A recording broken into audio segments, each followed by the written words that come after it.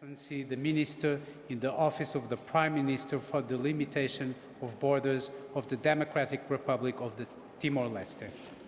Mas que lá acompanha diretamente o processo, né? Mas be horta orgulho a liderança Xanana Gusmão no Agio Pereira, ne be luta macas e cus mais sucesso também retanduni resultado barrico so em Timor-Niang.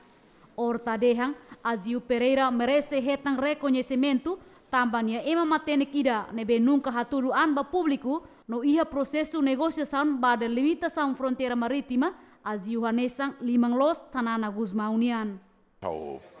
Contente tertebes no da Timor-Wang, no da ex-presidente, no da ex-diplomata, ex-primeiro-ministro Timor-Leste nian. Parabéns boto ba mão Xanana. Nia liderança, nia matenik, mas consegue resultado idane. Hamutu ko nia Konselleiru Especial, Sr. Agio Pereira. Agio Pereira né é meio matenik do nia serviço de tecotuk, nunca tudo ita nunca rona nia colia barak, nunca moço e mídia, mas nia é todo respeito nia. Australiano sira, ONU, é todo respeito nia. Nia macanessa bele Sr. Xanana Gusmão nia liman los e processo irane. Então se na rua merece reconhecimento. Mas bem, a Austrália merece parabéns.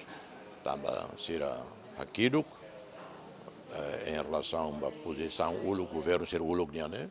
Atual primeiro-ministro australiano, o atual ministro dos estrangeiros, mas tudo ser nia matenik e a negociação com Timor e é o resultado irane.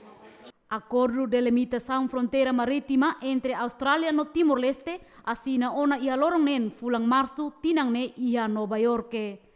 Acordo nerasik assina husi ministra negócio estrangeiro Austrália Julia Bishop ho Timor-Leste representa husi ministro adjunto primeiro-ministro ba de limitação fronteira marítima Hermenegildo Augusto Cabral Pereira nebe assisti direita husi secretário-geral ONU António Guterres.